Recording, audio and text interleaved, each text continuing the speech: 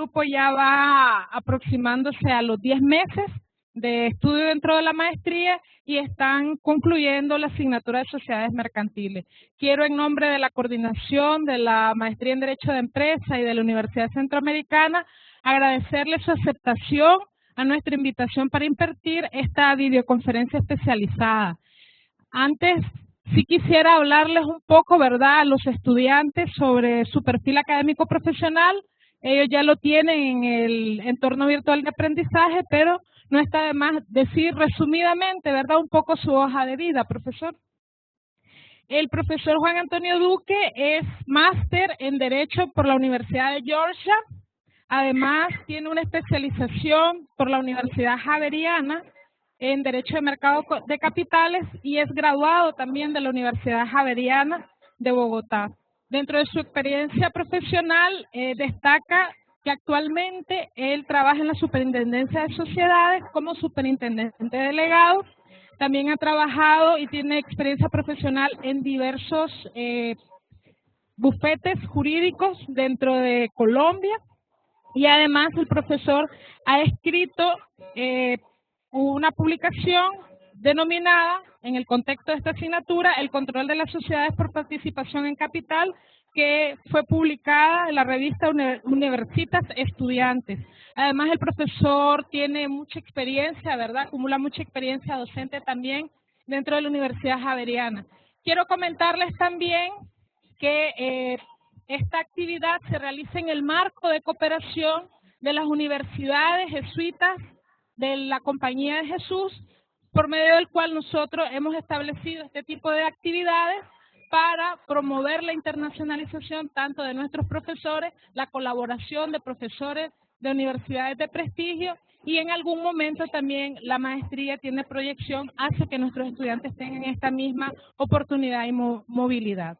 El profesor ha sido invitado por parte de la UCA a través de la Universidad Javeriana y es para nosotros, como he dicho, un gran privilegio contar con su participación. Profesor, no sé si tiene algunas palabras para los estudiantes previamente, antes de cederle la palabra al profesor Cristian.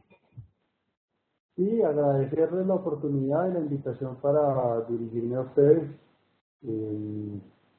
Creo que va a ser una tarde muy provechosa en la que en 40 minutos trataré de darles un brochazo general sobre el estado de la normatividad colombiana en materia de sociedades. No sé si me están oyendo bien. Sí, le escuchamos, profesor, perfectamente. Muy bien. Eso era, muchas gracias. Ok, gracias, profesor. Entonces le cedo la palabra al profesor Cristian, titular de la asignatura, para que les hable de la metodología. Gracias. Buenas tardes, ¿qué tal? ¿Cómo está, doctor? Muy bien, gracias. Sí, igualmente, ¿verdad? Bien, el objetivo de esta conferencia, tal como lo señala Diana, es para que los estudiantes de la maestría conozcan un poco en el sistema internacional, principalmente en el derecho colombiano, cómo funciona el sistema societario, el derecho societario en Colombia, con énfasis en las sociedades por acciones simplificadas. Y me imagino, ¿verdad?, que en el desarrollo de la temática tocaré el tema de las sociedades unipersonales. Nosotros tenemos un anteproyecto, que ya lo tiene usted en sus manos, me imagino, de hace unos 2 años, tal vez un poco menos, que se presentó aquí ante las instituciones públicas, pero ese documento no ha sido presentado todavía a la Asamblea Nacional. Ahí se incorporan varias modalidades de formas societarias distintas y una de ellas es las sociedades unipersonales. Para nosotros esta es una nueva forma societaria que de una u otra manera se ha implementado a través del sistema de las sociedades que se constituyen con 2 o más personas y que después se convierten en sociedades unipersonales. Pero es un fenómeno ahí que jurídico que en nuestro contexto se visualiza con mucha frecuencia. Más que todo aquí vivimos una sociedad, aquí tenemos, predominan más que todo las sociedades familiares. En ese contexto yo quiero dejarle la palabra para que usted desarrolle cada una de las temáticas, tómese el tiempo que estime conveniente. Diana le había dicho 45 minutos y si se pasa un poco más, no se preocupe. Tenemos también la posibilidad que los estudiantes hagan preguntas sobre el funcionamiento de este sistema y quedamos a su disposición. Muchas gracias, profesor. A ustedes muchas gracias. Muy bien. Lo primero que tenemos que decir sobre el régimen actual colombiano es que nuestro Código de Comercio del año 1971 reguló en el libro segundo. Quiero hacer una aclaración antes de, como esto es una clase de derecho, me voy a referir a temas jurídicos. Entiendo que no todos los participantes son abogados, de manera que siéntanse en libertad de interrumpirme para preguntarme cualquier concepto, incluso los abogados, cualquier concepto que no estén entendiendo del lenguaje jurídico colombiano. Entonces, nuestro Código de Comercio del año 71 incorporó en el libro segundo el régimen de las sociedades comerciales. En ese régimen del libro segundo se preveían 4 tipos de sociedades, que son las que en esta noche vamos a llamar las sociedades tradicionales. Se preveía una sociedad anónima, sociedad por acciones, típicamente anónima, con capital representado en acciones. Teníamos una sociedad de responsabilidad limitada, es una sociedad híbrida entre sociedad de personas y sociedad de capital. Y teníamos 2 modelos societarios adicionales, típicamente de sociedades familiares, que son la sociedad colectiva y la sociedad en comandita. De manera que teníamos 4 tipos de sociedades: anónima, limitada, colectiva y en comandita, cada una con unos objetivos específicos y con unos destinatarios específicos para poder hacer emprendimientos empresariales de diferente naturaleza. Las sociedades anónimas típicamente se han utilizado para grandes emprendimientos, grandes negocios empresariales. Las sociedades de responsabilidad limitada para negocios de tamaño intermedio, mientras que las sociedades colectiva y en comandita se utilizaban tradicionalmente, para las sociedades familiares y fundamentalmente para administración de patrimonios, donde se corren riesgos bastante bajos. Y eso fundamentalmente por el tipo de responsabilidad que se prevé para esas sociedades. La característica principal la naturaleza fundamental de este tipo de sociedades es que, como su nombre lo indica, obedecían a la teoría general de sociedades donde deben existir por lo menos 2 socios. No se contemplaba las posibilidades de que existiera una sociedad de un solo socio. Y eso bajo el entendido de que no existían sociedades de yo con yo. Siempre necesitaba yo un socio para poder constituir la sociedad. Más adelante, cuando veamos las características de las sociedades, en las diapositivas que tengo preparadas para ustedes, vamos a entender el tipo y el número de accionistas o de socios que se requería para cada una de esas sociedades. Pero esta introducción es importante y es indispensable para hacerles ver de manera preliminar la evolución que se ha tenido en Colombia para llegar finalmente a nuestro tipo social más revolucionario y más novedoso, que son las sociedades por acción simplificada. En el año 71 teníamos este código, el libro segundo del código, 4 tipos de sociedades que evidenciaron ser insuficientes para los tipos de negocios colombianos. Era permanente el clamor de los empresarios colombianos de permitírseles tener estructuras jurídicas o vehículos de inversión distintos de las sociedades tradicionales que permitieran a un solo empresario participar en ese negocio. Si yo quería beneficiarme desde el año 71 hasta el año 95, si yo quería beneficiarme de la personalidad jurídica, quería beneficiarme de una estructura jurídica como vehículo de inversión distinto que aislara el riesgo de mi patrimonio, necesariamente tenía que acudir a una persona jurídica de naturaleza societaria, necesariamente tenía que acudir a una sociedad del tipo tradicional, de manera que necesariamente tenía que conseguirme un socio. En el año 95 el legislador por primera vez introdujo al sistema colombiano la posibilidad de tener una persona jurídica una persona jurídica no de tipo societario, pero sí con personalidad jurídica y patrimonio independiente, denominadas las empresas unipersonales. Las empresas unipersonales permitían que un solo empresario, un solo socio constituyera una persona jurídica distinta, individualmente considerada de su constituyente, que fuera el núcleo fundamental o el centro de los negocios, con responsabilidad independiente y con un patrimonio separado. Esto lo comento como anécdota porque las empresas unipersonales, aunque tuvieron una vida corta en Colombia, fueron el antecedente directo e inmediato de las sociedades por acciones simplificadas. Hoy en día existen y continúan en vigencia las empresas unipersonales, que fueron reguladas desde el año 95 por la ley 222, pero cada vez más en desuso. Hoy en día es bastante difícil ver que un empresario constituya una empresa unipersonal para desarrollar emprendimientos empresariales, teniendo la posibilidad de constituir una sociedad por acciones simplificadas. Entonces, con esos antecedentes quiero hacer referencia a las sociedades por acciones simplificadas, que son tal vez el referente más importante que tenemos nosotros hoy en día en nuestra legislación colombiana, para darles una idea de la importancia del fenómeno.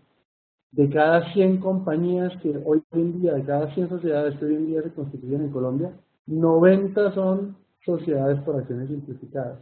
Es decir, el 90% de los tipos societarios existentes hoy en Colombia, de las nuevas compañías, son sociedades por acciones simplificadas. ¿Y por qué este fenómeno ha sido tan importante en Colombia? Porque el legislador recogió la experiencia de 35, 40 años de sociedades tradicionales y evidenció dónde podían estar las falencias y los problemas que estaban generando las sociedades tradicionales, y decidió crear un nuevo tipo sin eliminar los anteriores, sin hacer que se extinguieran las sociedades tradicionales. Decidió crear un nuevo tipo que recogiera todos los beneficios y todas las ventajas de los tipos tradicionales. Entonces, para poder hacer un recorrido en relación con las sociedades por acciones simplificadas y poder entender la importancia y las ventajas que tienen, decidí enfocar esta conversación, esta charla, en una comparación de este tipo societario con las demás sociedades tradicionales del Código de Comercio. El objetivo original con el que nació este tipo societario fue con el de facilitar a los pequeños empresarios la posibilidad de formalizarse y crear empresas protegiéndose de los riesgos empresariales o de los riesgos inherentes a las actividades empresariales, para que no recayeran en su patrimonio propio, sino en un vehículo de inversión específico. De manera que se buscó poder crear una persona jurídica de manera simplificada, como su nombre lo indica, de manera ágil, de manera flexible y de manera económica. Así, en el año 2008, de reciente creación, con la ley 1258, nacen a la vida jurídica en Colombia las sociedades por acciones simplificadas. Como les decía, hoy en día, de cada 100 compañías que se constituyen, 90 son sociedades por acciones simplificadas, lo que significa un auge y un apogeo absolutamente importante de este tipo de sociedades. Dentro de las características que tienen estas sociedades y las ventajas que se generan frente a otros tipos societarios, está la posibilidad de constituir la sociedad a través de un documento privado. Las sociedades tradicionales del Código de Comercio, nuestras, requerían que el documento de constitución, los estatutos de constitución de la compañía, se elevaran a escritura pública ante un notario y posteriormente se llevaran a inscripción al registro mercantil. Esto generaba ciertos costos de transacción y ciertos impuestos que hacían algunas veces inviable para los empresarios proceder a constituir sociedades. El monto que debía pagarse en la notaría dependía del capital social inicial de la compañía, por lo que en muchos casos los empresarios optaban por tener un capital muy pequeño que difícilmente después iban a poder ir aumentando, porque en la medida en que hacían reformas estatutarias también se requería la escritura pública correspondiente. Las sociedades por acciones simplificadas eliminaron el requisito de la escritura pública, de manera que hoy en día los socios que quieran constituir una nueva sociedad no tienen que visitar una notaría, no tienen que pasar por donde un notario y pagar las tarifas notariales correspondientes, sino que simplemente con un documento privado que imprimen, que firman y llevan a inscribir al registro mercantil, la sociedad nace a la vida jurídica y nace como persona jurídica de manera independiente de quienes lo constituyen. Esto mismo es aplicable para las reformas estatutarias que pueden consistir en el cambio del nombre, en el cambio del domicilio, en el cambio del objeto social, en el aumento del capital, en operaciones de fusión, escisión. Antiguamente, con las sociedades tradicionales, siempre se requería escritura pública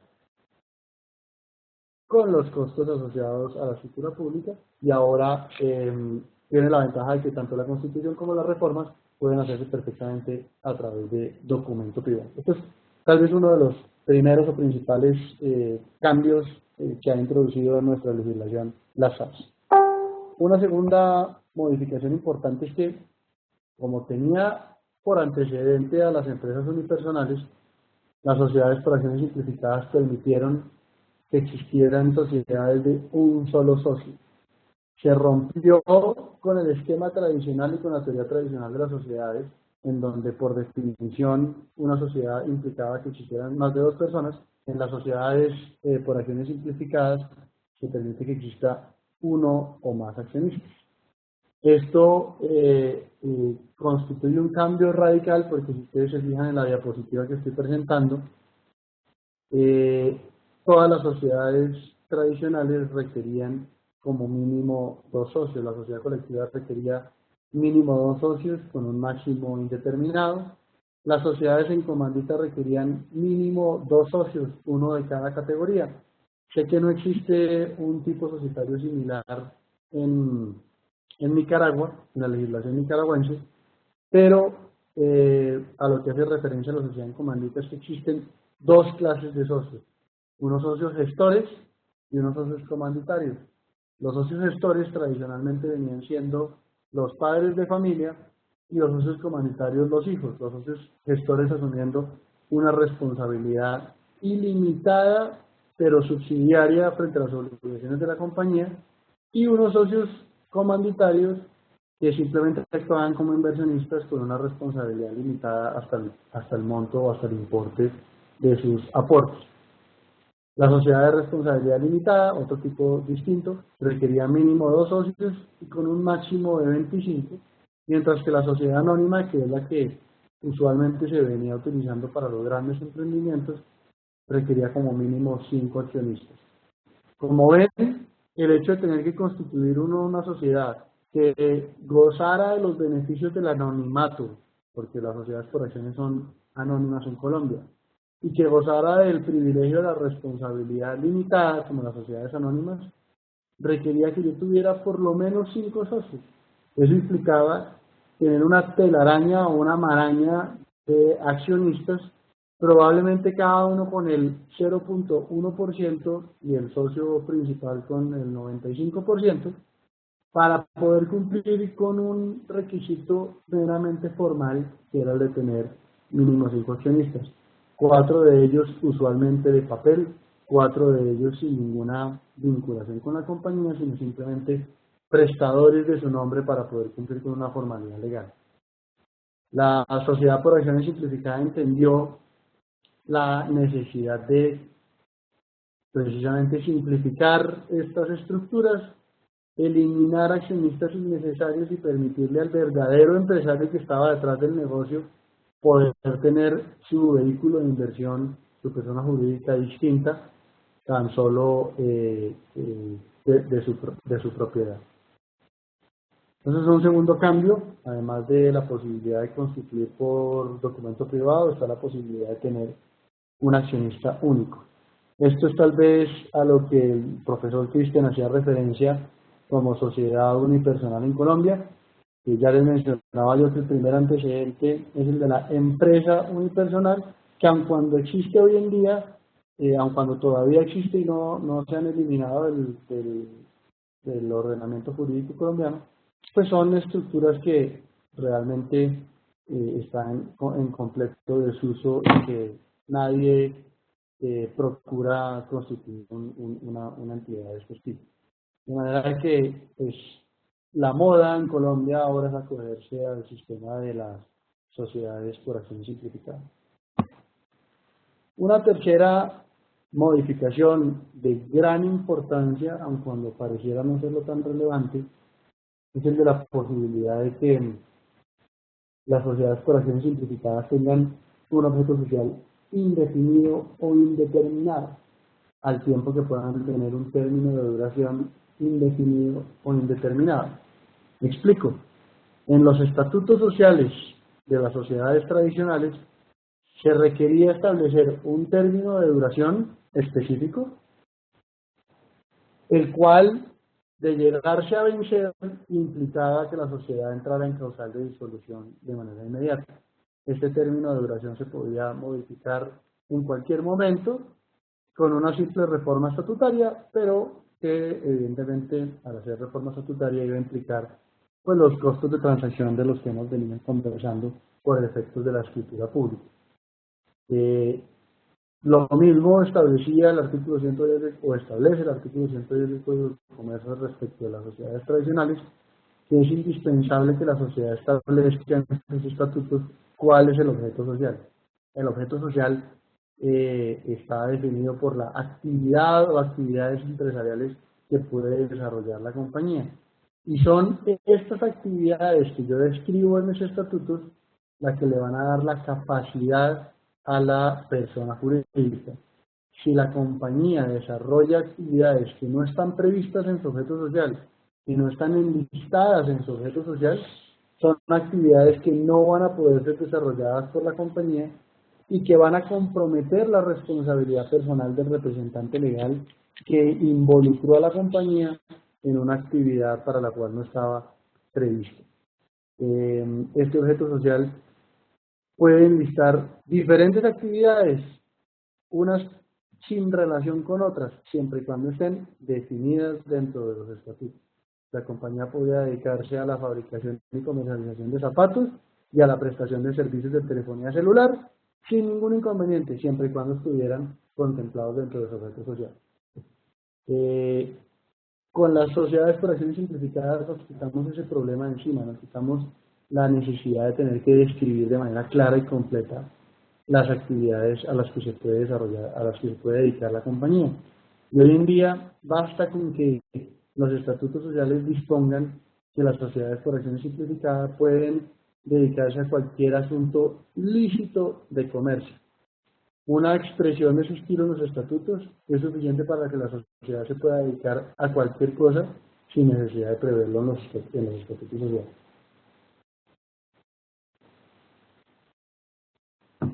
En ese sentido, la posibilidad de que tenga un término de duración indefinido y tenga un objeto social o pueda tener un objeto social indeterminado, facilita y flexibiliza la actividad de la compañía.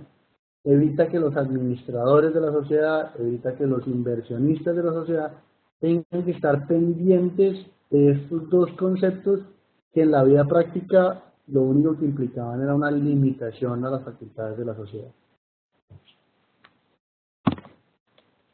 Otra modificación especial que contemplamos en las sociedades por acción simplificada respecto de los otros tipos sociales es que si bien el parámetro de referencia más cercano que tienen las sociedades por acción simplificada son las sociedades anónimas, las sociedades anónimas establecen o prevén la obligación de tener una estructura societaria mucho más compleja y pesada que las sociedades por acción simplificada.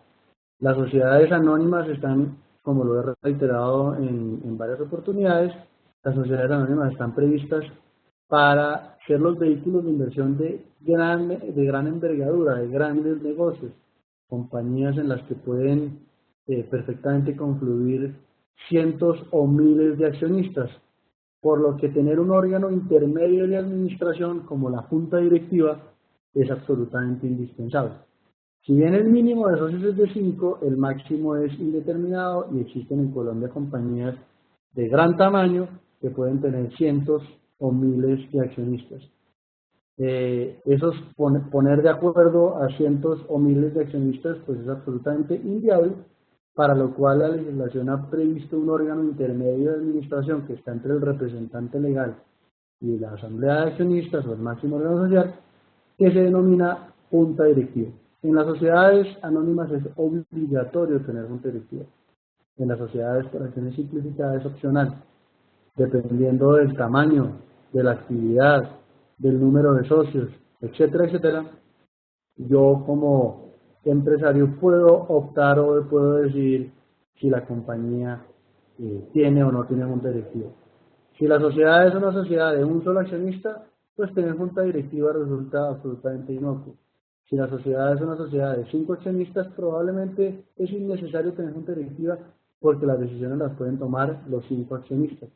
Pero si la sociedad por acciones simplificadas es una compañía que tiene 120.000 accionistas o 3 millones de accionistas, como ocurre con sociedades en Colombia, que están en mercado de capitales, también son sociedades abiertas al público, pues valdría la pena y es absolutamente lógico y prudente tener un órgano de administración intermedio como la junta directiva. No sé si existe un órgano similar en la legislación nicaragüense, pero la junta directiva es fundamentalmente un órgano de administración. Los miembros de la junta directiva deben ser un número superior a 3. Son administradores y como tal responden o tienen responsabilidades de administradores, tienen la responsabilidad de actuar de buena fe, tienen la responsabilidad de actuar con lealtad, tienen la responsabilidad de actuar en el mejor interés de la compañía y evitar involucrarse en actividades que impliquen conflicto de interés o competencia con la sociedad. Lo mismo con el revisor fiscal. El revisor fiscal, eso sí estoy seguro, no existe una figura similar en Nicaragua porque el revisor fiscal es una figura muy típica colombiana, derivada del ordenamiento francés. Tal vez son las 2 únicas jurisdicciones a nivel internacional que lo tienen contemplado de esa manera. El revisor fiscal es un órgano, como su nombre lo indica, de fiscalización de las cuentas contables, que lo que hace es vigilar la función del contador o del funcionario contable al interior de la compañía. Esta figura del revisor fiscal también es obligatoria, también se requiere en las sociedades anónimas, pero no es obligatoria, es opcional en las sociedades por acciones simplificadas. De manera que si yo lo que quiero tener es una sociedad con los beneficios del anonimato, con los beneficios de tener mi capital representado en acciones para poder hacer circular esas participaciones de capital fácilmente, y si lo que quiero es tener una responsabilidad limitada para los accionistas y no quiero tener una estructura tan pesada, la mejor alternativa que puedo tener es la de acudir a las sociedades por acciones simplificadas.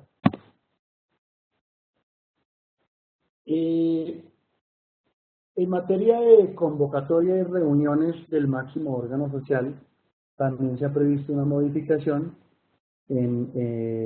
al limitar o reducir los tiempos de convocatoria.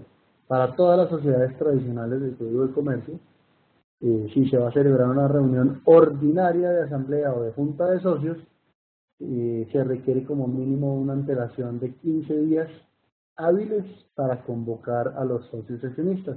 Las reuniones ordinarias son aquellas que tienen lugar dentro de los 3 primeros meses del año, que coincide con los 3 primeros o los 3 meses siguientes al corte de cuentas, donde se estudian y analizan y aprueban los estados financieros, donde se estudia, analiza y aprueba el informe de gestión de la administración, donde se decide sobre la distribución de utilidades como dividendos, donde se remueve o designa los nuevos administradores, incluida la junta directiva.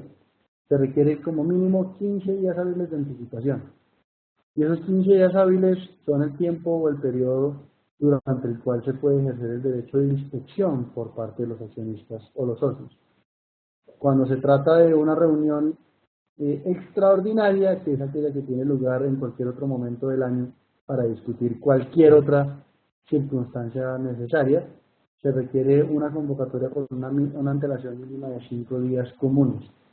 Las sociedades por acciones simplificadas decidieron unificar ese término en 5 días hábiles, cualquiera sea el tipo de reunión que se vaya a sostener, cualquiera sea el tipo de convocatoria. De manera que el derecho de inspección, en el caso de las reuniones ordinarias, se debe ejercer dentro de esos 5 días hábiles de anticipación.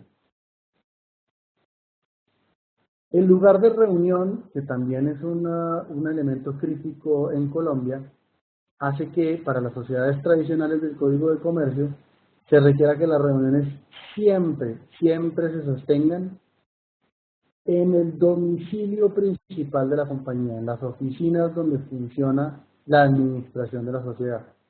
Únicamente es posible sostener reuniones de accionistas por fuera del domicilio principal de la compañía cuando están presentes el 100% de los accionistas o socios, es decir, cuando se trata de una reunión universal.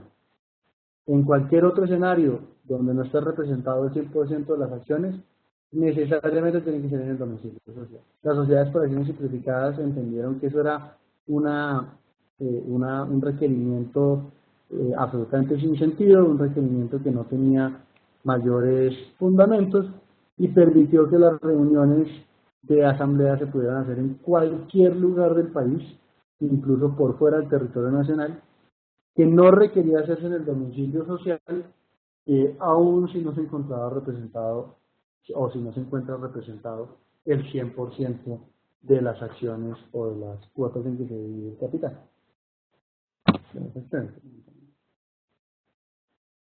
Hay una característica básica de las sociedades por acciones simplificadas y es que, dada la flexibilidad en la estructura de capital y la flexibilidad en la composición de la organización interna, que se prevé en los propios estatutos de la compañía, la norma, con buen criterio, decidió que los valores emitidos por las sociedades por acciones simplificadas no pudieran ser cotizados en bolsa, no pudieran ser cotizados en el mercado público de valores.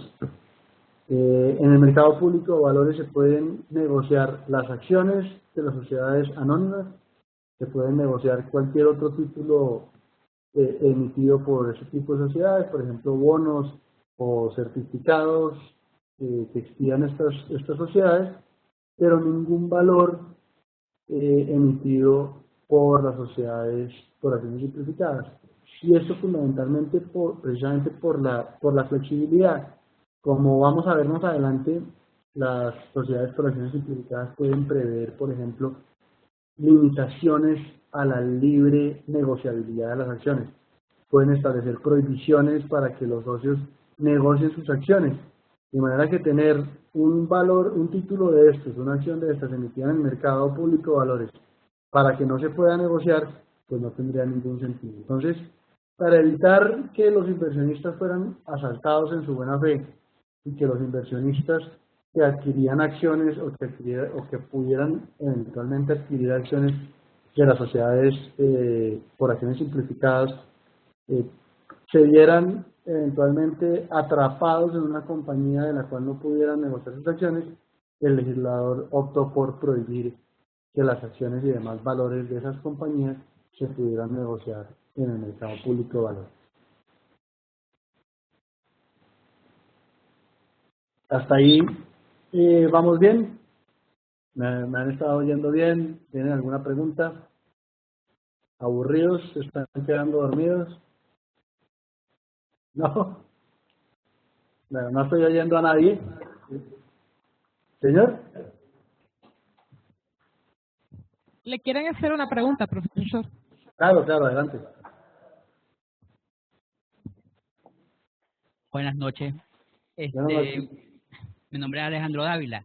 Lo que pasa es que le iba dando seguimiento a lo que usted planteaba acerca del hecho de la constitución de las sociedades de acciones simplificadas, pero me quedé en el punto de que sí, no tienen necesidad de tener tanto formalismo de ser constituida en instituciones públicas, pero después habló sobre la reforma del pacto social y no entendí si se hace en igual sentido o tendría que comparecer ante un juez o ante un notario. Perfecto, muchas gracias por la pregunta. Efectivamente, como usted lo está mencionando, la gran ventaja que tienen las sociedades por acciones simplificadas es que tanto su constitución como las reformas a esos estatutos sociales, al pacto social, pueden hacerse por documento privado. No requiere usted acudir a la notaría ni a ninguna otra autoridad para incurrir en gastos o en trámites innecesarios para poder hacer la reforma a los estatutos. Muy bien. Otro punto, tal vez de los más importantes que ha contemplado la legislación colombiana en materia de sociedades es el de los acuerdos de accionistas. Por primera vez en el año 1995, se introdujo a la legislación colombiana el concepto del acuerdo de accionistas o de los acuerdos de accionistas. ¿Y cuál es la característica principal de los acuerdos de accionistas? La característica principal de los acuerdos es que, aun cuando son suscritos por los accionistas o algunos de los accionistas, y no por la sociedad, ese negocio jurídico es oponible y obligatorio para la sociedad, siempre y cuando el documento esté depositado en el domicilio principal de la compañía, en manos del representante legal. Entonces, como ustedes saben, el principio general de los contratos implica que los contratos solamente son ley para las partes que lo celebran. La relatividad de los contratos hace que ningún tercero tenga que verse obligado por un contrato que están pactando entre A y B. Los acuerdos de accionistas establecieron una excepción a esa relatividad de los contratos. Establecieron que un negocio jurídico, un contrato celebrado entre el accionista A y el accionista B, también va a ser obligatorio, también va a ser vinculante para la sociedad, siempre y cuando esté depositado. Entonces, la sociedad no tenía que ser parte del negocio, el representante legal no tenía que comparecer para suscribir el contrato o hacer parte de ese negocio para que se fuera oponible. ¿Cuál era la principal limitación de ese aspecto? Ya de por sí era novedoso en la legislación en el año 95, pero la principal limitación que tenía los acuerdos de accionistas previstos en la ley 222 del año 95, aplicables a cualquier tipo de sociedad, es que eran acuerdos fundamental y exclusivamente de voto. Eran acuerdos en los que los accionistas se ponían de acuerdo, valga la redundancia, en cómo votar respecto a determinadas circunstancias. Usted y yo, accionista A y B, nos ponemos de acuerdo en elegir a estos miembros de la Junta Directiva. Usted y yo nos ponemos de acuerdo en votar favorablemente el informe de gestión. Usted y yo nos poníamos de acuerdo en votar negativamente la aprobación a los estados financieros. Ningún otro acuerdo, ningún otro asunto podía ser pactado en los acuerdos de accionistas que fueran vinculantes para la sociedad. Eso no significaba que los socios no pudieran celebrar acuerdos privados entre ellos sobre cualquier otro asunto, por ejemplo, la venta de las acciones o la posibilidad de una salida negociada a sus conflictos, etcétera. Pero si el acuerdo versaba sobre temas distintos a los votos, por más de que se depositaran en las oficinas de la compañía, no iban a ser vinculantes o no iban a ser obligatorios para la compañía. Pero espero haber sido claro en esa diferenciación. Los socios accionistas podían celebrar negocios entre ellos sobre cualquier asunto, sobre cualquier naturaleza, pero solamente los que fueran sobre voto y estuvieran depositados en la compañía iban a ser obligatorios para la sociedad. La gran revolución en materia de acuerdos de accionistas que trae la ley 1258 del año 2008, la ley de creación de las SAS, es que con relación a las SAS y únicamente aplicables a las SAS, los acuerdos de accionistas que celebren los socios de la compañía que son obligatorios y son vinculantes para la sociedad, aun cuando ella no participe en su suscripción, por el solo hecho de ser depositados en la compañía. Pueden versar sobre cualquier asunto lícito de comercio.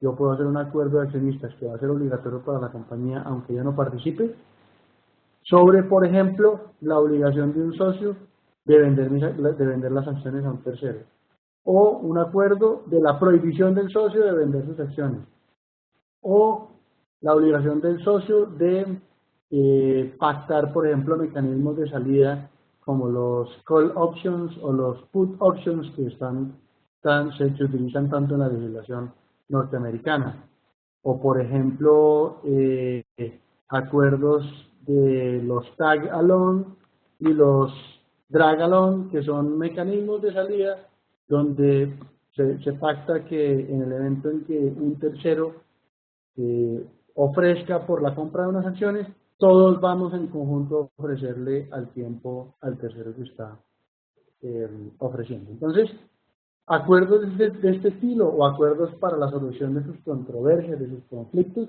podían ser pactados en acuerdos de accionistas y van a ser obligatorios para la compañía. ¿Qué es lo importante de que un acuerdo de accionistas sea vinculante para la sociedad o sea obligatorio para la sociedad? Si yo pacto en mi acuerdo de accionistas que el señor Pepe no puede vender sus acciones a un tercero sin antes ofrecérmelas a mí, y va y se las ofrece a un tercero y se las vende el tercero, la sociedad está obligada por ese acuerdo de accionistas a decirles: no, señor Pepe, yo no voy a registrar como nuevo accionista al señor Roberto al que usted le vendió las acciones, porque usted tenía que habérselas ofrecido en venta previamente a Juan Antonio Duque para que él decidiera si se las compraba o no. Usted está incumpliendo el acuerdo de accionistas que lo vincula a usted, Pepe, lo vincula a usted, Juan Antonio, y me vincula a mi sociedad por haber sido depositado. Entonces, la importancia de tener un acuerdo de accionistas vinculante para la sociedad es que se puede hacer valer ante la sociedad y la sociedad va a impedir que se viole ese acuerdo de accionistas.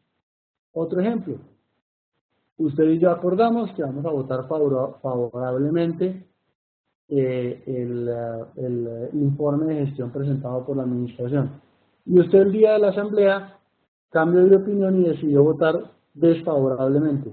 La sociedad no va a tener en cuenta su voto y va a tener en cuenta su voto como si fuera positivo, como si fuera favorable, porque así lo acordó usted en el acuerdo de accionistas, que es vinculante para la sociedad. Entonces, pues estos dos ejemplos muy elementales, muy sencillos, les pueden dar a ustedes la referencia de la importancia que tienen los acuerdos entre accionistas de este estilo para que sean obligatorios para la sociedad. Obviamente, bueno, les estaba diciendo que los acuerdos de accionistas sobre cualquier asunto solamente son aplicables para las sociedades por acciones simplificadas, porque así lo previó la ley 1258 del año 2008. Los acuerdos de accionistas aplicables o utilizables en el resto de sociedades, las tradicionales del Código de Comercio, solamente pueden versar sobre acuerdos de voto. Eso no significa que los accionistas de una compañía puedan celebrar acuerdos de una sociedad anónima, de una sociedad colectiva o de una sociedad de responsabilidad limitada. No significa que ellos no puedan celebrar un acuerdo de accionistas sobre cualquier asunto y vincular a la sociedad como parte del negocio, haciendo que la sociedad suscriba el contrato como si fuera parte del mismo. En ese evento, pues evidentemente, dado que la sociedad compareció voluntariamente a suscribir el acuerdo y compareció voluntariamente a ser parte del acuerdo, pues obvia y evidentemente va a ser obligado por ese negocio.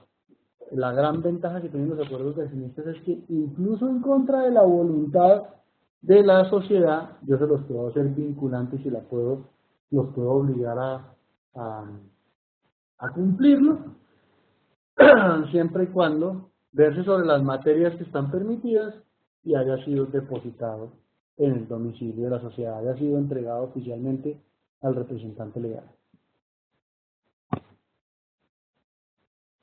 Otra novedad de las acciones de las sociedades por acciones simplificadas es la posibilidad de excluir a los socios.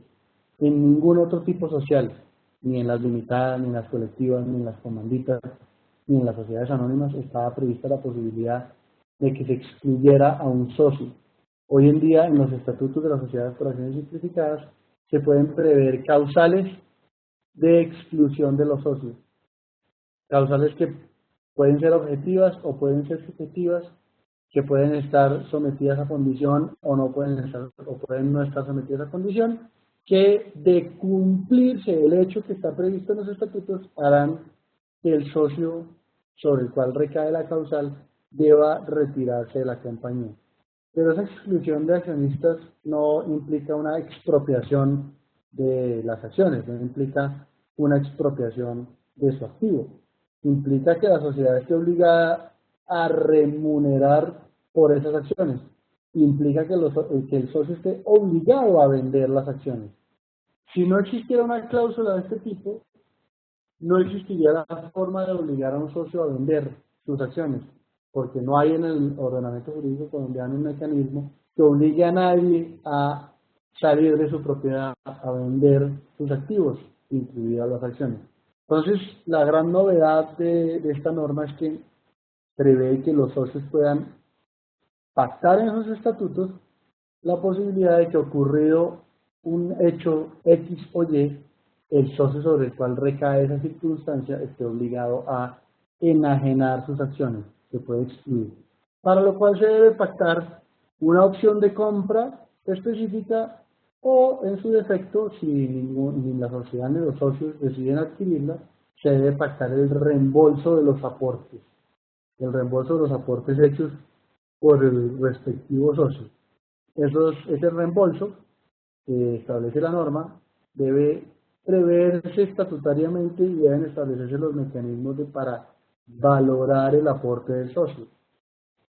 Porque no necesariamente el reembolso implica devolver exactamente el valor que ha sido aportado por el socio, porque pues evidentemente $5 del año 1981 pues no van a tener el mismo valor que $5 del año 2016.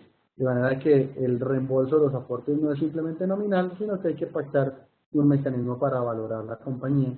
Y a eso es a lo que hace referencia las normas que tengo ahí copiadas en la diapositiva que ustedes están viendo. Ya les anticipaba yo que otra de las ventajas de la sociedad por acciones simplificada es la posibilidad de pactar restricciones en la enajenación o la necesidad de tener que pedirle permiso a la asamblea para poder enajenar las acciones. Los estatutos de la sociedad pueden prever la prohibición a todos los socios, a algunos de los socios o a algunas clases de acciones, algunos tipos de acciones, porque la gran ventaja que tienen las sociedades por acciones simplificadas es que se pueden crear diferentes tipos de acciones, acciones ordinarias, acciones privilegiadas, acciones de industria, acciones de goce, acciones con dividendo preferencial, etcétera. Se le puede prohibir a una o varios tipos de acciones o a todos los accionistas la posibilidad de enajenar sus acciones. ¿Con qué objetivo? Con el objetivo de asegurar que la propiedad de la compañía va a permanecer por un periodo de tiempo mínimo. La norma establece que esa prohibición puede establecerse por un tiempo máximo de 10 años, prorrogables por periodos equivalentes de 10 años, siempre y cuando haya el voto unánime o la decisión unánime, es decir, la decisión del 100% de los accionistas. Si no se alcanza una decisión del 100% de los accionistas, si no se alcanza una decisión unánime, la prohibición muere a los 10 años y a partir de del instante posterior al vencimiento de los 10 años, los accionistas quedarán en libertad de poder negociar o enajenar sus acciones. Lo mismo se puede prever para la enajenación de acciones con una autorización previa de la asamblea. Se puede establecer en los estatutos que el socio que quiera vender acciones tenga que pedir autorización previa de la asamblea para poderlo hacer. Esto es distinto del derecho de preferencia que de tiempo atrás veníamos previendo nosotros en nuestro régimen colombiano. El derecho de preferencia es la obligación del socio de tener que ofrecer primero a los demás accionistas de la compañía antes de poderle ofrecer a un tercero la venta de las acciones. La restricción del artículo 14 de la ley 1258, que es distinta, lo que establece es la necesidad o la obligación de una autorización previa de la compañía, de la asamblea de socios, para poder enajenar a un tercero. Incluso si yo no le ofrezco, aun cuando yo no le ofrezca a ningún socio actual las acciones en venta. Yo puedo pedir autorización a la asamblea me puede conceder la autorización de vender, incluso si yo no le ofrezco a ninguno de mis consocios previamente. El artículo 15 es claro en que la restricción, en que la violación a estas restricciones, es decir, la negociación de las acciones o la transferencia de las acciones, en contravención de lo establecido en los estatutos sociales, implica una ineficacia del negocio jurídico de venta, lo que significa que es como si nunca hubiera existido esa transferencia, que es tal vez la sanción más exigente, la sanción más fuerte que existe en el derecho privado colombiano, la ineficacia del negocio. Y finalmente, para no extenderme más y poder abrir a la ronda de preguntas que puedan ustedes tener, porque aun cuando no lo crean, ya pasó una hora. Esto ha evolucionado bastante rápido. Existe otro mecanismo muy novedoso, que es el de la fusión abreviada. La fusión es una operación de integración empresarial entre dos compañías que tradicionalmente requiere, o para las sociedades tradicionales, requiere de la aprobación de las asambleas de accionistas de las compañías intervinientes en la fusión. La gran ventaja que tiene la fusión abreviada en las sociedades por acciones simplificadas es que cuando... ¿Me estaban hablando o no? No, profesor. Bueno, perdón, es que pensé que me estaban hablando. La gran ventaja que tiene la fusión abreviada es que cuando una compañía de cualquier naturaleza es propietaria del 90% o más de las acciones de una sociedad por acciones simplificadas, puede absorber a la sociedad por acciones simplificadas a través de un documento o de un contrato muy elemental o muy simple que simplemente requiere de la suscripción de los representantes legales de la compañía.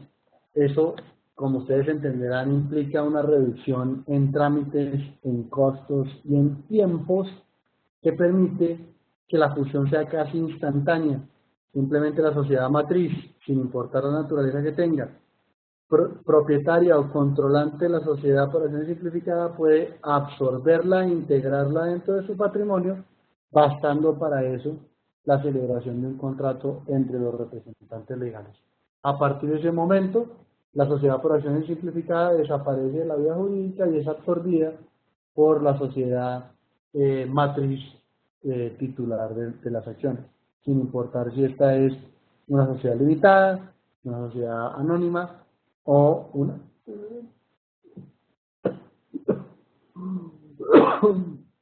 Disculpen.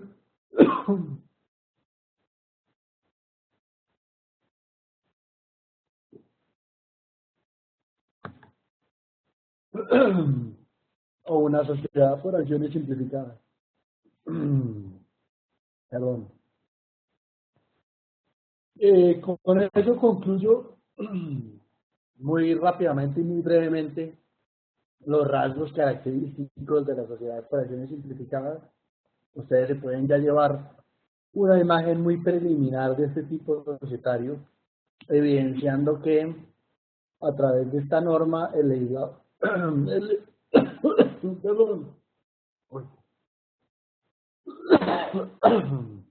El legislador colombiano lo que quiso hacer fue reducir costos de transacción y eliminar requisitos que se consideraban innecesarios en la legislación tradicional colombiana. Con ello pudimos describir básicamente 5 o 6 diferencias fundamentales entre las sociedades tradicionales del Código de Comercio y las sociedades por acciones simplificadas. Quiero ahora darles la palabra y permitirles que presenten las inquietudes o las preguntas que habían tenido. Muchas gracias, profesor. ¿Escucha, verdad? Sí, correcto. Ok. Gracias por la excelente ponencia que nos ha brindado. Creo que los estudiantes tienen bastante, tal vez, dudas o aclarar algunos temas que ha expuesto.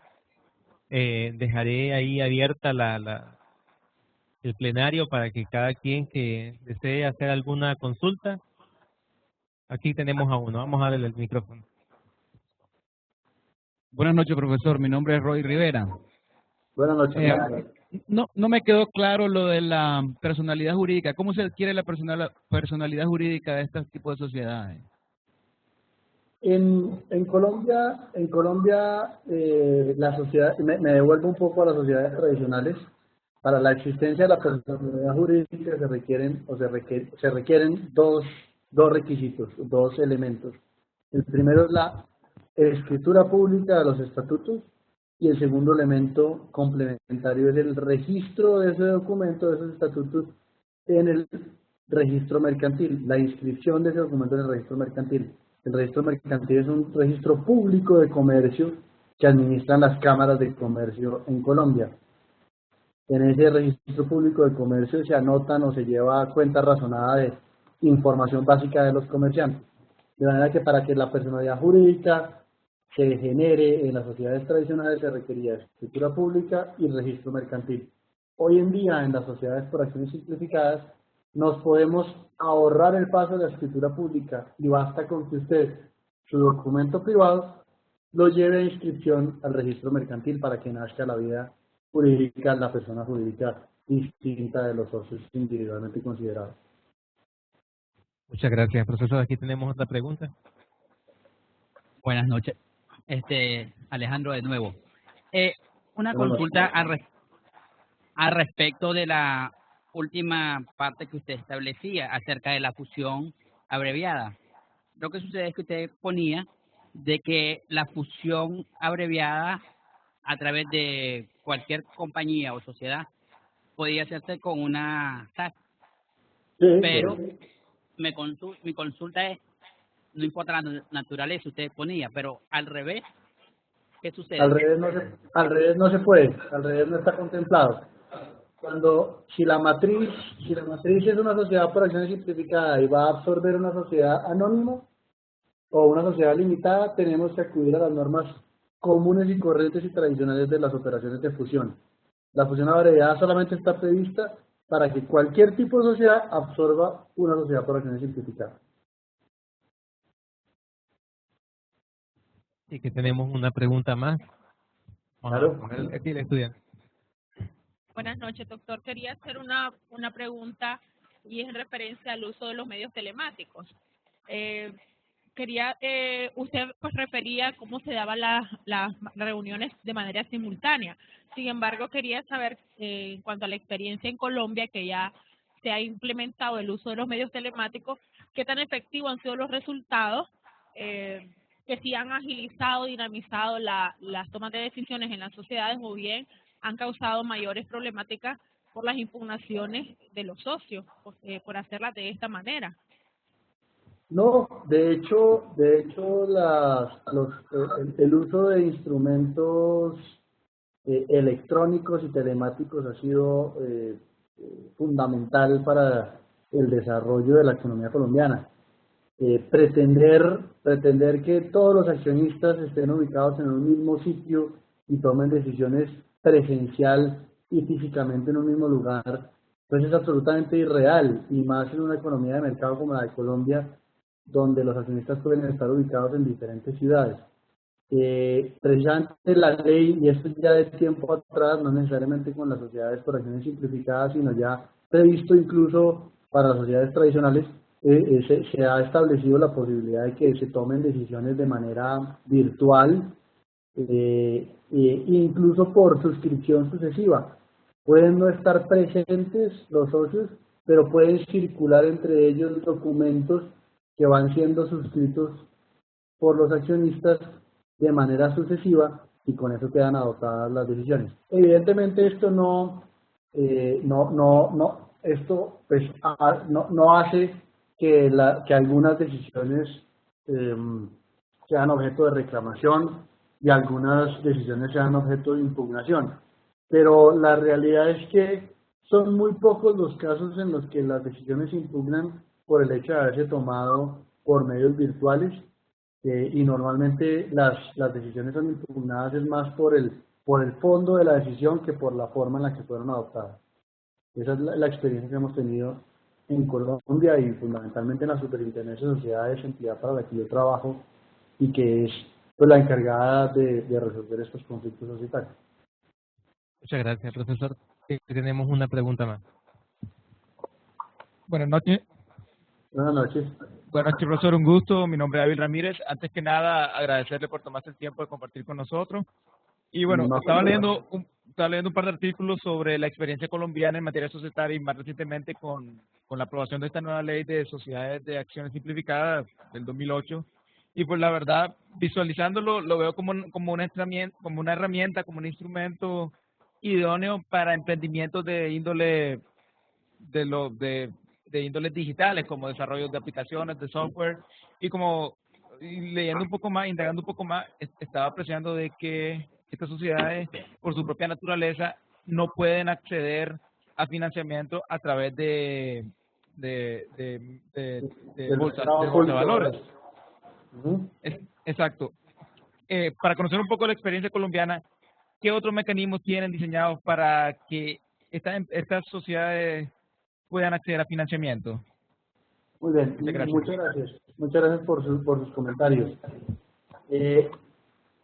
Evidentemente que las sociedades por acciones simplificadas, al ser un instrumento tan llamativo y tan importante, pues han sido el elemento por excelencia para diferentes tipos de emprendimiento, no solamente para emprendimientos digitales como usted lo mencionaba. Lo que pasa es que como es el tipo societario que está de moda en Colombia, y les mencionaba yo, 9 de cada 10 compañías se constituyen como sociedades por acciones simplificadas, pues cualquier tipo de emprendimiento está utilizando esa forma societaria. Eso por una parte.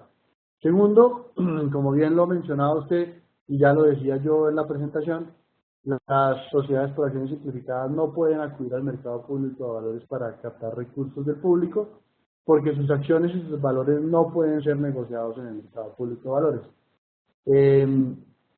Está previsto para este tipo de entidades que no pueden acceder al mercado no intermediado, al mercado financiero no intermediado, que acudan al mercado financiero intermediado, fundamentalmente al sector financiero tradicional, a los bancos, a las corporaciones financieras, a las sociedades fiduciarias. Y tal vez este es el mecanismo de financiación por excelencia, cuando los emprendimientos no pueden atraer grandes capitales porque pues, no existen muchos socios o muchas personas interesadas en invertir en la compañía, pues no hay otra alternativa distinta que acceder a el mercado financiero intermediado, a los bancos tradicionales. Pero me voy a salir aquí un poco del marco de la charla para hacer referencia a una nueva ley que expedimos en Colombia, que es la Ley de Garantías Mobiliarias, basadas en la ley modelo de UNCITRAL. La Ley de Garantías Mobiliarias lo que tiene previsto es que sociedades de este estilo, que no pueden acudir al mercado público de valores, puedan entregar en garantía determinados activos, tangibles o intangibles, que antiguamente no eran admisibles como garantía para el sector financiero. Lo que ha buscado la Ley de Garantías Mobiliarias es que compañías de este estilo, probablemente de pequeña dimensión, puedan acceder al sistema financiero con mayor facilidad y que el sistema financiero les pueda prestar recursos con mayor agilidad y mayor facilidad al tener unas garantías específicas. Antiguamente, las garantías que eran aceptables para el sector financiero eran fundamentalmente activos raíces, propiedad raíz, locales, edificios, apartamentos, casas, oficinas, y uno que otro activo mueble, como por ejemplo maquinaria y vehículos automotores. De resto era muy difícil que un banco le prestara a una compañía dando en garantía su marca, por ejemplo, dando en garantía sus cosechas, dando en garantía el inventario que tenía la sociedad. Las normas de garantía mobiliaria lo que permiten es que el establecimiento de comercio se dé en garantía, el inventario se dé en garantía, la materia prima se dé en garantía, la facturación se dé en garantía, los intangibles, las marcas, los lemas comerciales, las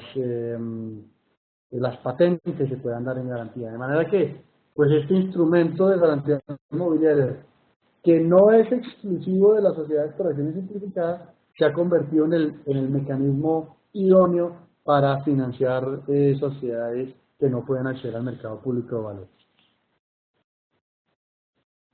Espero haber contestado su pregunta. Un poco extensa la respuesta, pero creo que traté de dársela lo más completo posible. Sí, claro, doctor. Ha despertado el interés de los estudiantes. Es que hay 3 preguntas más. Vamos a darle la palabra. Buenas noches, soy Indiana Hayes-Leven. Muchas gracias por su exposición. Mi pregunta va más bien encaminada en torno a lo que dice el artículo 110, de que puede ser en documento privado y que hay una mayoría de que de 100 son 90 las sociedades con acciones simplificadas. ¿Qué experiencia han tenido con respecto a esta situación? ¿Ya no van a una notaría a hacer las escrituras? No, y hemos generado un conflicto grande con el gremio de los notarios, porque una de las grandes fuentes de actividad que tenían los notarios era precisamente la constitución de sociedades. Y como ya nadie va a la notaría a elevar a la escritura pública los estatutos sociales, pues los notarios han visto disminuido sustancialmente sus ingresos precisamente por esta situación. Que la realidad es que si uno evalúa y pone en una balanza los intereses de los notarios y de los empresarios que han podido acceder y que se han podido formalizar a bajo costo, pues para la economía colombiana ha sido mucho más eficiente y mucho más positivo el resultado que han tenido las sociedades por acciones simplificadas en formalizar y en facilitar el emprendimiento de los negocios. Bien, pasamos aquí a una nueva pregunta. Buenas noches, doctor. Mi pregunta va encaminada en lo que exponía con respecto a la exclusión de accionistas. ¿Cuáles son esos motivos que se pueden, verdad, estar en los estatutos que lleve a la exclusión del accionista de la sociedad? Puede ser cualquier cosa. Cualquier razón que usted quiera pactar. Lo importante es que para que esté previsto en los estatutos, pues tiene que ser una decisión que hayan tomado los accionistas y todos conscientemente hayan previsto las causales de exclusión. En nuestra experiencia hemos visto causales de exclusión que van desde el simple no entendimiento entre los socios. La asamblea de accionistas vota diciendo: con este señor no nos hemos entendido, ¿quién vota por excluirlo? Unánimemente el resto toman la decisión y simplemente le adquieren las acciones y el señor tiene que salir. A ese extremo han llegado las causales subjetivas de exclusión. Otras más objetivas, por ejemplo, que el señor ofreció sus acciones a un tercero antes de ofrecérselas a los demás socios, causal de exclusión. Que el señor dejó de asistir a 5 asambleas de accionistas consecutivas y no ha participado en las decisiones, causal de exclusión, etcétera. Usted puede pactar prácticamente lo que quiera, siempre y cuando se surta el debido proceso, el debido procedimiento para la exclusión, y siempre y cuando se remunere o retribuya económicamente por las acciones que está entregando el accionista, porque recordemos que la exclusión de accionistas no implica la expropiación de su capital. Gracias. Tenemos ahí unas 2 preguntas más. Vamos a pasarle aquí a Yesenia. Buenas noches, muchas gracias. Mi nombre es Yesenia Aguilar y la consulta va relacionada un poco a materia de gobierno corporativo. Una de las grandes debilidades de las instituciones o de las empresas, sin importar de la forma jurídica o la naturaleza mediante la cual se constituyen, es temas de gobierno corporativo. ¿Cómo interactúan sus órganos de gobierno, ya sea la asamblea o la junta? En nuestro país, por ejemplo, instituciones que operan en el sector financiero tienen una regulación especial y eso les permite que tengan o desarrollen mayores fortalezas. Sin embargo, las otras instituciones que no operan en ese sector no tienen esas bondades.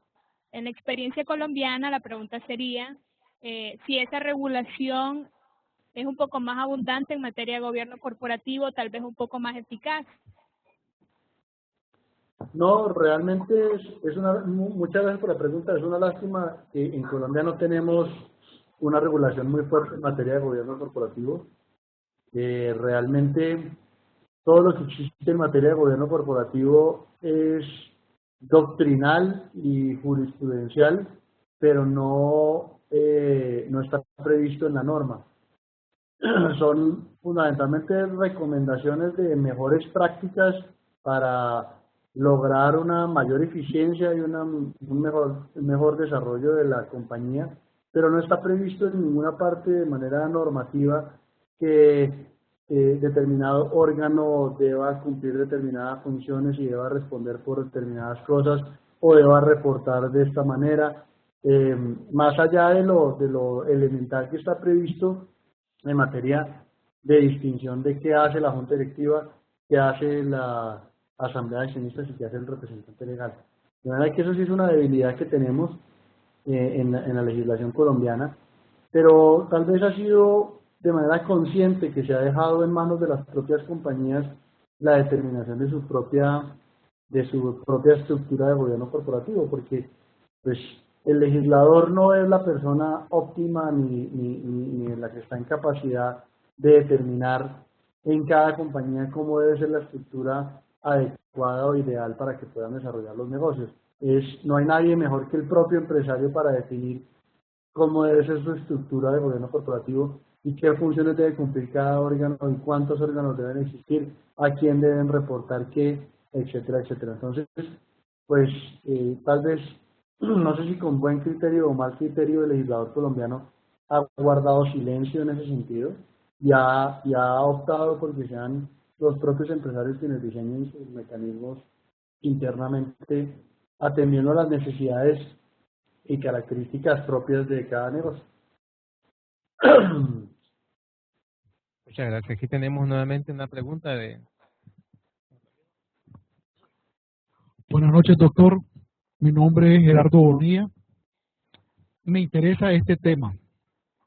En nuestra legislación se establece el cargo de vigilante, cuyo objetivo es la supervisión de la gestión de los administradores, que entiendo equivale al de supervisor fiscal.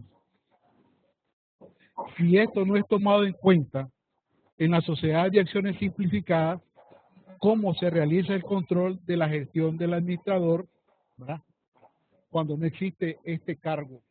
No existe en Colombia. No existe en Colombia. Muchas gracias por la pregunta porque me permite aclarar algunos conceptos que di sobre el revisor fiscal. El revisor fiscal única y exclusivamente ejerce sus funciones en materia contable. Verifica y analiza y comprueba cifras contables que el contador de la compañía ha desarrollado. Pero el revisor fiscal no se involucra en la administración de la compañía, ni verifica el cumplimiento de las funciones por parte de los demás órganos. No tiene una noción similar a la del vigilante que usted me menciona. De hecho, esa figura en Colombia no existe. No hay nadie que vigile al interior de las compañías la labor que desarrollan los diferentes órganos y las funciones que cumplen los diferentes órganos. Es algo que no está contemplado y que creería yo ni en el mediano ni en el largo plazo se va a incluir en Colombia, porque pues el legislador colombiano siempre ha sido siempre ha tendido mucho a dejar en libertad a la administración para que pueda tomar las decisiones empresariales y de negocio que en su buen criterio sean las óptimas para la compañía, sin permitir que haya algún tercero que posteriormente pueda reevaluar o verificar ya a posteriori si la decisión que tomó la administración era buena o mala. Porque es muy fácil evaluar una decisión cuando ya ha sido tomada. Es muy fácil mirar con el espejo retrovisor y viendo los resultados específicos de la operación saber si fue buena o mala. Al momento de tomarse, pudo haberse tomado con buen criterio y con sensatez, aun cuando haya derivado o resultado en una mala operación de negocios, pero el legislador colombiano ha procurado porque esas operaciones no se puedan revisar cuando han sido tomadas de buena fe y con la razonabilidad y diligencia correspondiente. Entonces, para hacer corta mi respuesta, el revisor fiscal previsto en Colombia no cumple con las funciones de vigilancia a las que usted hacía referencia. Ya, creo que ya para ir finalizando, tenemos aquí la última pregunta y después le voy a hacer dos preguntas para finalizar también. Buenas noches, doctor. Mi nombre es Jorge Ahmed Sándigo. Yo tenía dos preguntas, ¿verdad? La primera, dirigida a la elaboración del documento de constitución. Mi pregunta es la siguiente: ¿quién redacta ese documento? ¿Lo redactan las personas que van a suscribir el documento o hay algún tipo de abogado que lo redacta o hay algún tipo de estructura que se utiliza para redactar el documento de constitución? Estoy claro lo que establece la ley, ¿verdad? Que son 7 requisitos, pero mi pregunta va dirigida en ese sentido. ¿Hay algún abogado que lo redacta? ¿Hay alguna estructura? La sociedad, los estatutos sociales los redactan los propios accionistas o los propios socios que quieren constituir la compañía. Pueden tener o pueden no tener asesoría legal de un abogado externo o interno que los pueda ayudar, pero lo fundamental es que son ellos mismos los que se ponen de acuerdo en la redacción del documento que contiene las reglas de juego básicas con las que va a actuar la compañía. No hice referencia al contenido de estos estatutos, pero a grandes rasgos los estatutos lo que prevén es cómo se distribuye el capital, cómo se toman las decisiones, cuáles son las actividades que puede desarrollar la compañía, cuáles son las mayorías que se requieren para tomar decisiones y modificar los estatutos, por ejemplo, cada cuánto se hacen cortes de cuentas, cómo se distribuyen las utilidades, etcétera, etcétera. Son las reglas de juego de operación y de funcionamiento de la compañía que naturalmente deben ser pactadas por los propios accionistas. Ellos mismos pueden redactarlos, los estatutos, o pueden tener asesoría de algún tercero abogado que los pueda ayudar. Ok, excelente. Una consulta. Aquí me preguntaban, y con mucha razón, el sistema de tributación de esta forma societaria. Tal vez nos explica un poco. Y lo segundo, que lo ha mencionado y usted se desempeña también en esas funciones, el funcionamiento de la Superintendencia de Sociedades. Sale un poco del contexto, ¿verdad? Pero del contexto del tema que estamos hablando. Pero sería bueno, porque no es una experiencia que en Nicaragua tenemos, y sería oportuno, tal vez en unos 5 minutos, en menos, explicar más o menos algunas características. Muchas gracias. Intentaré hacerlo así de breve. Lo primero que tengo que decir con respecto al tema fiscal es que en el único punto en el que no se diferencia de ninguna otra sociedad es en el tema fiscal. Las sociedades por acciones simplificadas tienen el mismo régimen que cualquier otra sociedad deben tributar con respecto al impuesto al valor agregado, deben tributar al impuesto de renta, deben tributar el impuesto al patrimonio, en las mismas condiciones y con las mismas tarifas que cualquier otro tipo social. De manera que en ese punto es tal vez el único concepto en el que no se distinguen del resto de sociedades. Y con respecto a la función de la superintendencia de sociedades, en Colombia el presidente de la República interviene en la economía para ejercer funciones de fiscalización o de supervisión sobre los intervinientes en la economía. Y para eso la Constitución política previsto que el presidente de la República puede actuar por conducto o por intermedio de diferentes superintendencias. Hay en Colombia unas 12 o 13 superintendencias que fiscalizan o vigilan la actividad de diferentes sectores. La superintendencia de sociedades es tal vez la superintendencia con mayores supervisados a su cargo, porque es la que tiene la función residual de fiscalizar o de vigilar a las sociedades comerciales que no tienen un supervisor específico. Existe un supervisor específico para el sistema financiero, que es la superintendencia financiera. Existe un supervisor específico para las actividades de transporte y de puertos, que es la superintendencia de transporte y de puertos. Existe una para el sector salud, las hospitales, clínicas, instituciones prestadoras de servicios de salud, que es la superintendencia de salud. Otra para la actividad notarial, que es la superintendencia de notariado, etc. Existen 12 o 13 superintendencias especializadas en determinados temas. La superintendencia de sociedades ejerce la supervisión sobre el resto de sociedades comerciales en Colombia que no tienen un supervisor específico. Y la fiscalización se ejerce en materia financiera, en materia contable y en materia jurídica para asegurarse que las compañías están cumpliendo con la normatividad legal, con la normatividad que les es aplicable. En Colombia hoy en día existen de manera independiente de las sujetas a supervisión de superintendencias específicas, aproximadamente 1 millón de compañías, 970 y pico de mil compañías. Ustedes entenderán que la superintendencia de sociedades pues no tiene ni la capacidad operativa ni la capacidad técnica para vigilar o supervisar a más de 900.000 compañías, por lo que ha optado por tener 3 grados distintos de fiscalización. Esos son el grado de inspección, el grado de vigilancia y el grado de control. El grado de control es el grado máximo de supervisión que se ejerce sobre las compañías y que implica casi que una coadministración de la compañía. A este grado de control se accede únicamente cuando las compañías han incurrido en irregularidades jurídicas, financieras o contables que impliquen que el Estado colombiano tenga que estar encima. Para ponerles un ejemplo, hoy en día están sometidas a control no más de 50 sociedades, de manera que es un grado de supervisión que no se ejerce con mucha frecuencia, precisamente para no ser intrusivos en la administración de las compañías.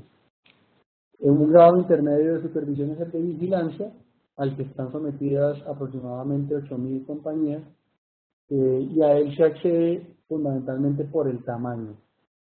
Son las 8.000 compañías más grandes en Colombia las que están sometidas a este grado de supervisión y cuyos números, aun cuando representan menos del 10% del total de compañías existentes en Colombia, sus activos, el valor de sus activos son equivalentes al 85, casi 90% del PIB colombiano. Con eso, pues ustedes entenderán y tendrán una referencia del tamaño de estas 8.000 compañías que representan pues el grueso de la actividad colombiana, de la economía colombiana. El resto, las otras 980.000 compañías están sometidas al grado de fiscalización menos intrusivo, que es el de la inspección, que consiste en monitorear muy de vez en cuando determinados sectores de la economía que son útiles de verificar y la fiscalización consiste fundamentalmente en solicitar información financiera para conocer el estado de esa sociedad. Bueno, profesor Duque, creo que ha sido lo suficientemente específico y hemos abusado de su confianza y de sus conocimientos. Estamos muy agradecidos por parte de la Universidad Centroamericana, aquí representada a través de la coordinación de la maestría, Diana Santana, que hoy nos acompaña, y de los estudiantes. Así que un aplauso especial para el profesor. A ustedes muchas gracias. A ustedes muchas gracias por la invitación, por el tiempo, por la disponibilidad. Esperamos que el próximo año, en las próximas sesiones, los pueda seguir acompañando y ojalá ya de manera presencial me lleven allá a conocer a Nicaragua. Así, aquí le esperamos, profesor. Mucho gusto y hasta pronto. Muchas gracias. Estén muy bien. Gracias.